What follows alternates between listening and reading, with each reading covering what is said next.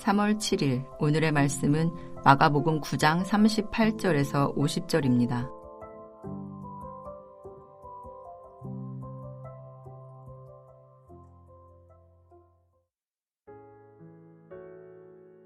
요한이 예수께 여짜오되 선생님, 우리를 따르지 않는 어떤 자가 주의 이름으로 귀신을 내쫓는 것을 우리가 보고 우리를 따르지 아니함으로 금하였나이다. 예수께서 이르시되 금하지 말라. 내 이름을 의탁하여 능한 일을 행하고 즉시로 나를 비방할 자가 없느니라. 우리를 반대하지 않는 자는 우리를 위하는 자니라.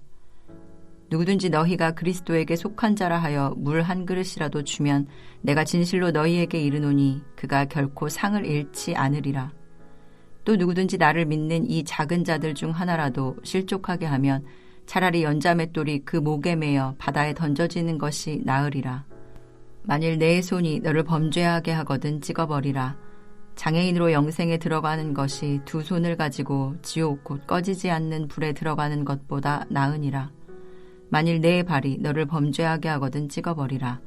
다리 저는 자로 영생에 들어가는 것이 두 발을 가지고 지옥에 던져지는 것보다 나으니라. 만일 내 눈이 너를 범죄하게 하거든 빼버리라. 한 눈으로 하나님의 나라에 들어가는 것이 두 눈을 가지고 지옥에 던져지는 것보다 나으니라. 거기에서는 구더기도 죽지 않고 불도 꺼지지 아니하느니라. 사람마다 불로써 소금치듯 함을 받으리라. 소금은 좋은 것이로되 만일 소금이 그 맛을 잃으면 무엇으로 이를 짜게 하리요. 너희 속에 소금을 두고 서로 화목하라 하시니라. 목요일 새벽 말씀의 자리에 나오신 모든 분들을 주님의 이름으로 축복합니다. 오늘 본문 38절 41절에서 요한이 예수님께 보고를 하는 장면이 나옵니다. 그리고 보고한 내용을 들으시고 답변해 주시는 예수님의 말씀으로 오늘 41절까지 진행되고 있습니다. 보고한 내용은 이러합니다.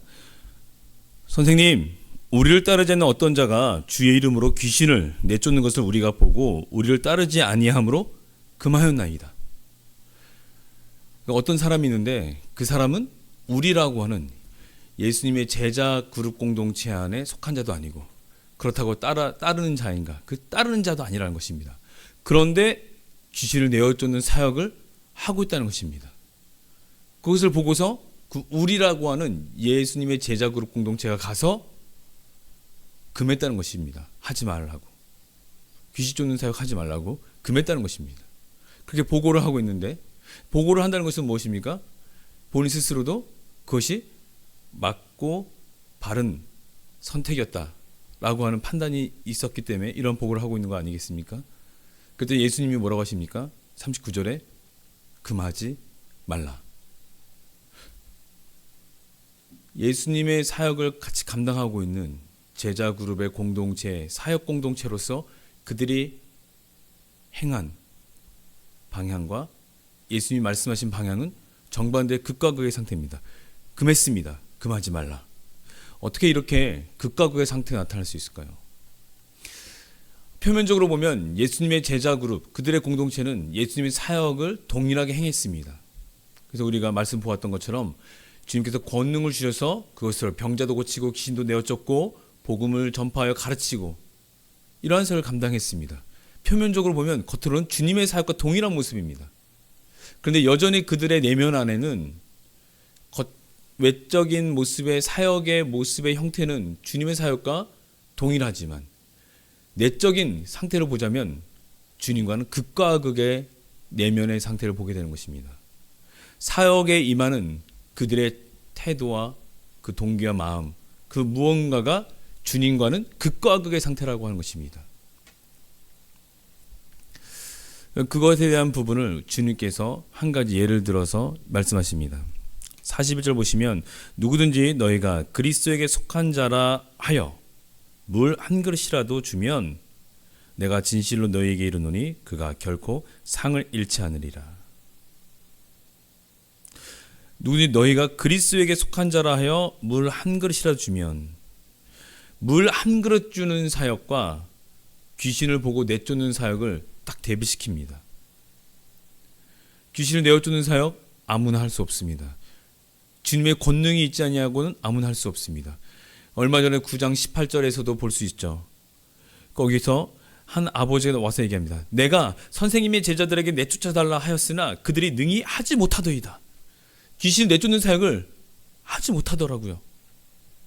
그때 주님 뭐라고 하셨습니까? 믿음이 없는 세대여, 내가 얼마나 너희와 함께 있으며 얼마나 너희에게 참으리요. 그를 내게로 데려오라 라고 말씀하십니다. 믿음이 없다고 책망받고 있습니다. 그리고 기도 외에 다른 것으로는 이런 종류가 나갈 수 없느니라. 기도해야 한다는 것입니다. 믿음이 없는 것과 기도하지 않는 것은 비례현상입니다. 기도한다는 것은 무엇입니까? 주님께 의탁하여 내 능력이 아니라 주님께 간구하여 주님께서 그 일을 행해 주시기를, 제가 할 수 없습니다, 주님 도와주십시오라고 하는 것이 기도 아니겠습니까? 그리고 도와달라고 하는 간절히 붙잡고 주님 앞에 나아가는 것이 믿음이 아니겠습니까? 그러니까 믿음과 기도는 비례입니다. 그런데 그들은 믿음이 없고 기도를 하지 않았습니다. 주님의 권능은 임하지 않았습니다. 그래서 귀신 들리는 아이를 해결해 주지 못했습니다. 그러한 실패를 경험했습니다. 그런 실패를 경험했는데, 아니, 어떤 자가 와서 귀신을 내어 쫓는 겁니다. 그걸 보니까 이들의 마음은 어떤 마음이었을까요?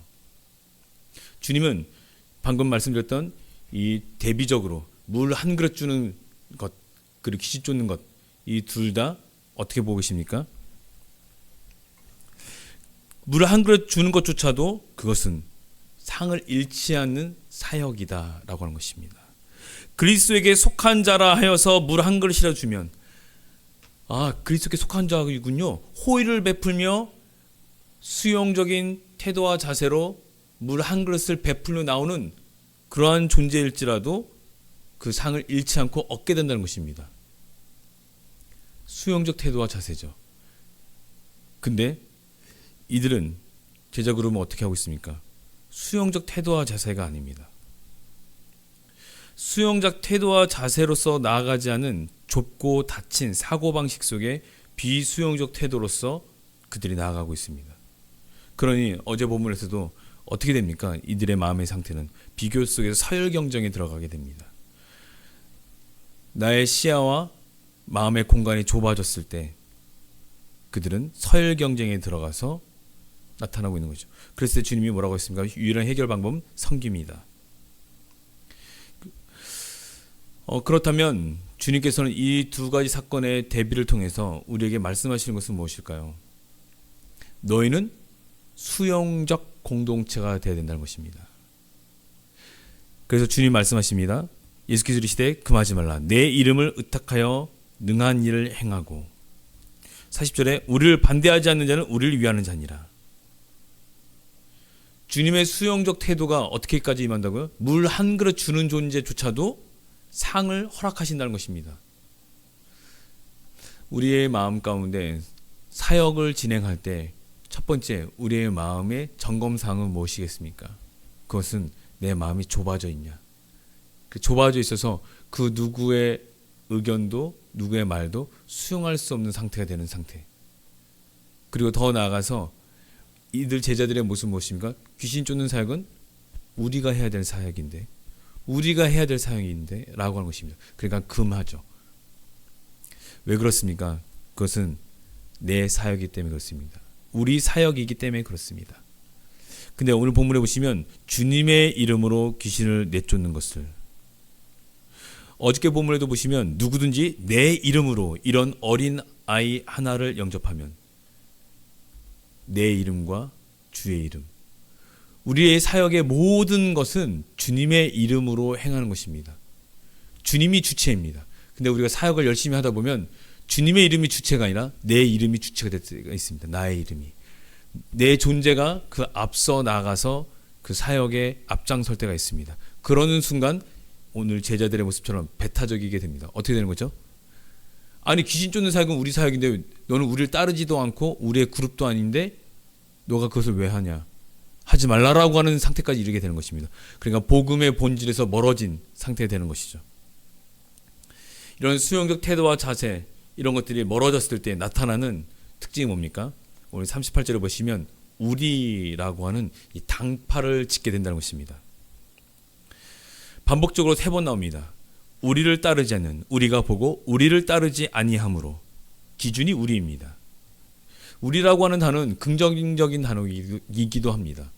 우리라고 하는 뭔가 하나로 묶어주는 것 같은 연대감을 형성해주고 어떤 소속감을 통하여서 어떤 연합과 통일성 뭐 이런 것들을 하나됨 이런 것들을 의미하는 것에서는 우리라는 단어가 참 긍정적인 단어입니다. 하지만 그 양면 속에서 보시면 우리라고 하는 단어만큼 폐사적인 단어는 또 없습니다. 더 나아가 당파를 짓고 분리시키고 갈등시키는 단어가 또 우리라는 단어입니다. 주님의 사역을 감당할 때 12제자 공동체를 향해서 주님이 어제 본문도 그렇지만 그들의 사역의 모든 결과적 모습, 사역의 모습 자체가 어떠하든지 간에 사역을 행하고 있는 너희들의 내면 안의 상태가 어떠해야 되는지를 계속해서 가르쳐 주십니다. 그리고 지금도 오늘 본문을 통해서 가르쳐 주시고죠. 폐쇄적인 공동체에 대해서는 안 된다. 그리고 당파를 짓는 공동체가 돼서는 안 된다라고 하는 것입니다. 우리의 중요한 관점은 오늘 본문처럼 41절에 그리스도에게 속한 자라고 하는 것입니다. 내 팀, 너 팀, 우리 사역, 우리 부서의 관점이 아니라 우리 마을, 우리 교구 이런 관점이 아니라 함께 우리가 예수님과 관계가 있는 예수 그리스도에게 속하였다라고 하는 관점을 회복해야 된다는 것입니다. 예수님이 빠져버린 이해 관계적인 사역과 모임이 될 수 있는 충분한 곳은 어디입니까? 바로 교회의 사역 현장입니다. 활발한 사역이 일어날 때 우리가 생각해야 됩니다. 배타성을 띠게 되는 내 상태의 내면을 바라봤을 때 예수님과 관계가 있는 사역을 내가 하고 있는가? 또한 당파를 짓듯이 우리 사역, 우리 팀, 그래서 우리 묶어버리는 그래서 우리와 그들과 다른 이런 상태를 나타내는 기득권을 형성하게 되지 않는지도 돌아봐야 됩니다. 기득권은 무엇입니까? 우리만이 할 수 있는 특권 의식이죠. 특히 바리새인들 같은 경우는 그러한 기득권을 갖고 있었죠. 우리만이 할 수 있는 특별한 율법의 해석, 이것이죠. 특권 의식의 포인트입니다. 즉 아무나 우리가 하고 있는 일을 할 수 없다라고 하는 관점인 것이죠. 그럴 때 나타나는 것이 뭡니까? 우리라고 하는 울타리입니다. 사실 이러한 기득권에 대한 개념들은 어디서 나타났습니까? 종교개혁이 일어날 수밖에 없는 동기가 되었죠. 로마 교황이 가지고 있는 권위, 당시 주교들이 가지고 있었던 성경 해석에 대한 관점, 그들의 주도권과 기득권, 특권에 대한 특권의식은 일반 서민들에게, 일반 백성들에게 상당한 권력이 되어버렸죠. 면죄부를 판매함으로써 죄를 씻는 것들, 그 특권을 자신만의 특권으로 갖고 있었던 것입니다. 그때 종교개혁이 일어났습니다. 근데 이러한 형태는 사실 그 시절뿐만 아니라 오늘날 우리의 사역 현장에서도 나타날 수 있다는 것입니다. 그러므로 자칫 그리스도의 몸된 교회 안에서 예수님과 같은 위치로 섬김이라는 단어를 통해서 우리는 예수님과 같은 위치로서의 섬김이라는 단어로 섬김의 단어 아래 우리의 당파를 형성하지 않도록 해야 된다는 것입니다. 제가 세대로 교회 와서 좀 받은 문화 충격 중에 하나, 문화 충격이라는 표현은 그렇지만 그 중에 하나는 뭐냐면 세대로 교회에서 사역하다가 사임하고 가신 목사님들을 위한 중보 기도를 한다는 것에서 조금 놀랐습니다. 보통 떠나면 끝 또는 떠나면 좀 이런 표현은 그렇지만 조금 심한 어떤 표현을 하기도 합니다. 떠나면 뭐 어떤 별명을 심한 어떤 별명을 붙여서 얘기도 하기도 하죠. 근데 그것이 아니라는 것입니다. 계속 관계를 맺고 있는 것이죠. 예수에게 속하였기 때문에 배타적이지 않고 당파를 짓지 않고 수용적으로 기도 제목이 있을 때 함께 기도하게 된다는 그 중보기도 한다는 사실에 너무나도 놀랐습니다. 거금도 아이들이 올라왔을 때도 마치 주를 영접하라, 주를 죽게 하듯 이런 것도 저에게도 참 의미가 있었습니다. 또한 세대 통합을 위해서 교회적으로 목회 컨퍼런스를 진행하는 모든 것들도 굉장히 중요한 것이죠. 그것을 나눈다는 것입니다. 우리만 가지고 있는 특별함이 아니라 이것이 나눠지기 위한 그러한 수용적이고도 그리스도에게 속하도록 하는, 그리스도와 관계 맺도록 하는 그런 열려있는 태도와 관점과 모든 사역의 모습들이 저에게는 굉장히 큰 관점이었습니다. 저에게 큰 어떤 영향을 미쳤습니다. 말 그대로 교육교회 견본주택이라고 하는 것이죠. 얼마 전 동네 그 모델하우스가 앙상하게 뼈만 남은 철골 상태를 보게 되었습니다. 그 건너편에 이미 완공된 아파트가 있었는데 참 대비적이었습니다. 건너편은 이미 완공된 아파트.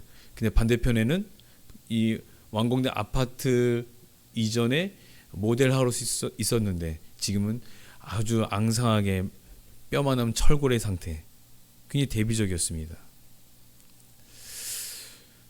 그러면서 그 모습을 보면서 이것이 지난 세대로 교회의 흔적과 발걸음이었겠구나라고 생각이 들었습니다.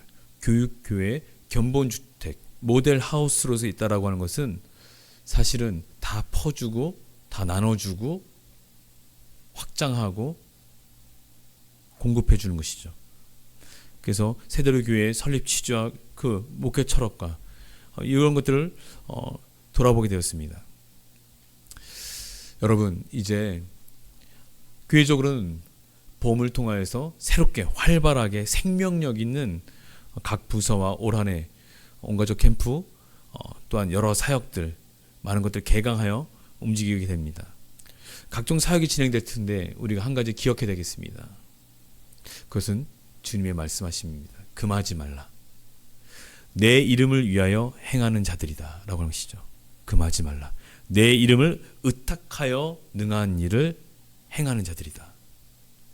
따라서 우리가 활발한 사역을 진행할 때 더욱더 서로를 돌아보고 또 각 부서와 각 마을과 각 팀별로 서로 수용하고 섬기고 협조하고 협력하는 동역의 아름다운 관계 출발이 이 봄의 이 물씬 어떤 에너지 있고 생명력 있게 펼쳐져 나가는 이 사역과 이런 하나님 주신 이 창조하신 세계와 더불어 활발하게 그러한 사역들이 일어나기를 원합니다.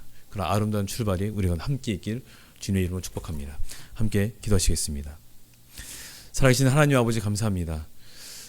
예수님의 제자들조차도 귀신을 내어쫓는 사역은 우리만이 할 수 있는 것인데 그들이 하고 있다라고 하는 것을 통해서 배척하고 또 우리라고 하는 것으로 당파를 짓듯이 그렇게 자신의 기득권과 특권 의식적 개념으로 주님의 사역을 갖고 자신의 사역처럼 만들고자 합니다.